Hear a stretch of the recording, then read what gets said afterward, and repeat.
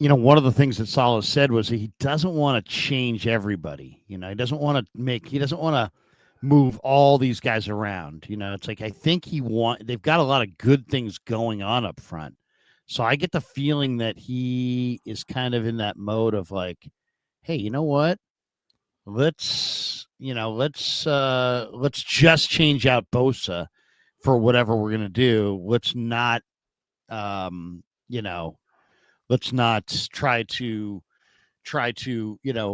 change, move five guys around and have a bunch of guys out of position. So like I've heard people say, well, they're going to take Mykel, they're going to make him play.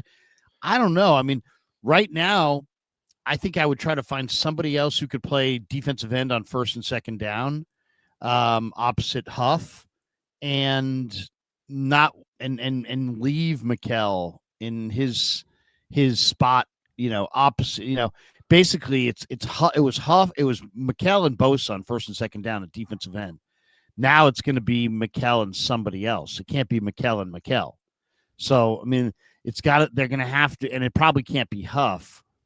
Yeah, So probably not early. I think it's going to be Sam O. I think you're going to see Sam O, maybe 91 out Yetur there. Gross-Matos, or maybe some combination. They of those want it to be Yetur, right? What did Shanahan say about Yetur? Like, he's not going to practice Wednesdays for the rest of the year. Like, they are 100% just trying to keep his knee from flaring as much as possible. And that my biggest concern, Larry, isn't so much that Bosa's out. You are scary depth is about to become an issue at the defensive end like it is the quarterback position. Because if Yetur Gross-Matos does go down, who's only practicing once a week right now you're in trouble. So, like, the depth is a concern, but that's because they didn't approach depth this free agency. They didn't go out there and get veteran quality depth across the defensive line. They approached it all with rookies and kind of what you had in the building, and that's a concern for me. I'm concerned about that. You have one more injury in that defensive end room, and you are in trouble.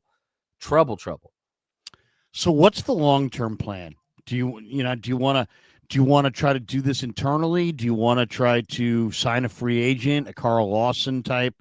Do you want to go try to poach a practice squad guy? I mean, to me, there's there's three if you want to say Cleve Farrell.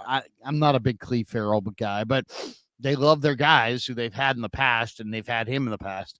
But I like Mo Kamara from Tampa Bay, and I really like Kamon Rucker from Baltimore, and they're both defensive ends who are on practice squads right now. That's the direction I would go before I would even consider trading draft capital for anybody in the at the trade deadline, because I think your trades probably have to wait at least 3-4 weeks.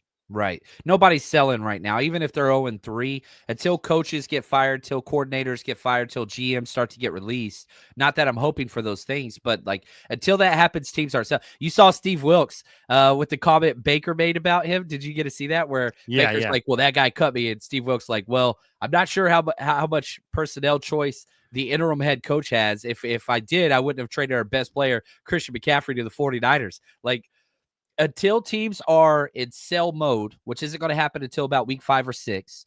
And that's the thing. Like, again, you've got Trevor Lawrence, Matthew Stafford, Baker Mayfield. You've got these three offenses that are doing relatively well. I mean, obviously the Rams are, and obviously the Bucks are. You're going to get to see what in-house gets you. And if you do claim some of those guys, which I love Mo Kamara. I remember him coming out of Colorado State. We were both really high on him, the edge rusher.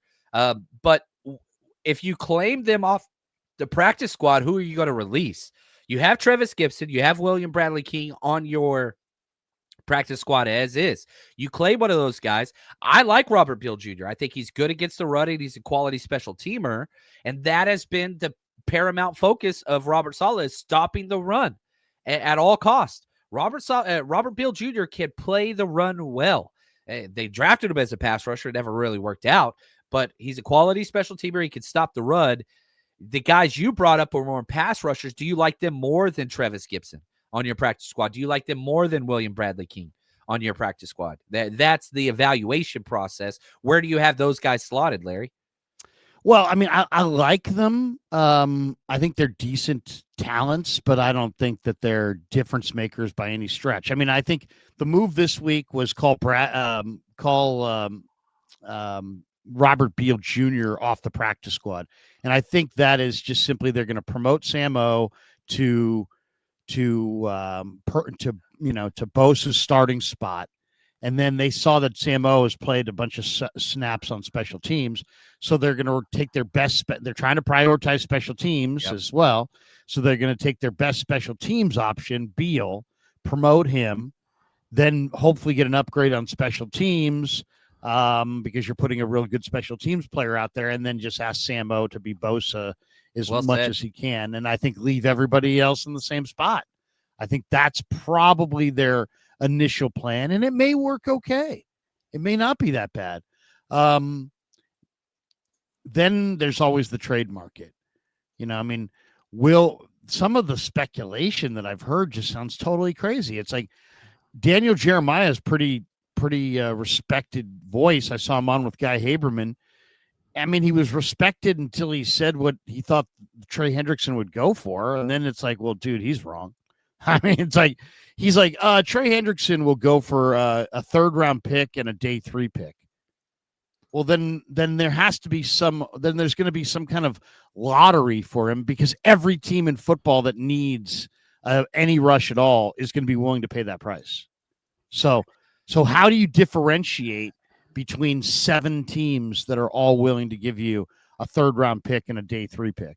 Sounds to me that it's not going to be a 3rd round pick. Sounds to me like, just on supply and demand, that this player would probably go for a 2.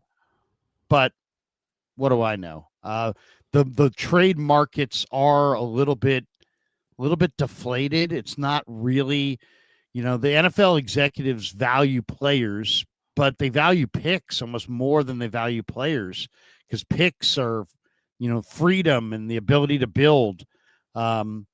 So I don't know. I mean, if what I've heard is right, and Trey Hendrickson can be had for a 3rd and a day 3 pick, then yeah. Oh, then no brainer.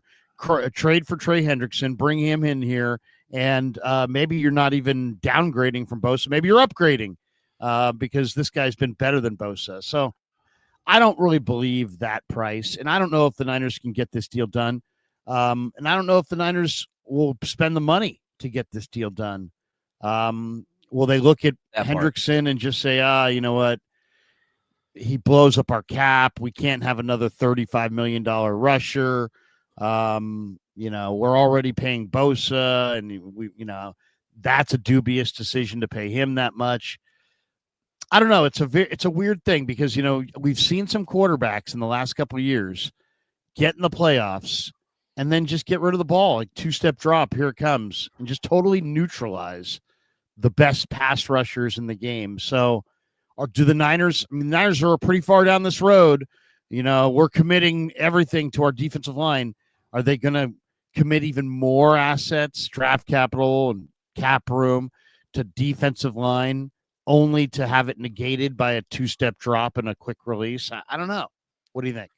Yeah, I don't think the Bengals are selling right now, right? And so we're looking down the line. They're in first place by a full game. And I know they're backup quarterback, but they went 4-3 with the same backup quarterback, Jacob Browning, the last time Burrow went down. So I don't think they're selling. That front office is weird anyway. But if teams are going to do this 2-step approach, get the ball out, which you saw Seattle do, you're definitely going to see the Rams do. Like, everything that Matthew Stafford is doing right now is, look, get the ball out of his hands quick. And it's working for him because they have the wide receivers to do it. They have the running game to do that.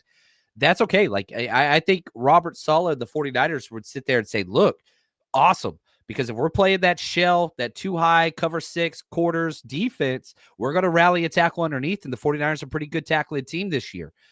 So if teams are just going to keep doing that quick, get the ball out, whatever, that's fine. And Robert Saleh, if you step into Robert Saleh's mind and you said, look, the opposing team's just got a 2-step drop, get the ball out quick. How do you feel about that? Robert Saleh's going to say, hell yeah, we'll rally a tackle. Can they execute that way 15 plays down the drive 5 times a game? I don't think that they can against this defense, because if they make one mistake and get behind the chains, that's where we're going to pounce on them. So the NFL's getting that way. You're seeing Patrick Mahomes, Jalen Hurts, so many of these teams that just dink and dunk, throw a fade, dink and dunk, throw a fade. That is what the NFL is turning into, because of all these Fangio-style shell defenses that are forcing teams to check the ball down. Teams just take what you give them. And I hope that the Niners continue to play that trend as well, because when the Niners, when they dink and dunk, man, things go smooth. It's when they start chunking the ball down the field where it starts getting a little dicey. So we'll see. I'm signing up right now, Larry. If you say teams, that's how they're going to approach the 49ers, get the ball out quick, sign me up, because I think that this defense is built to stop that personally.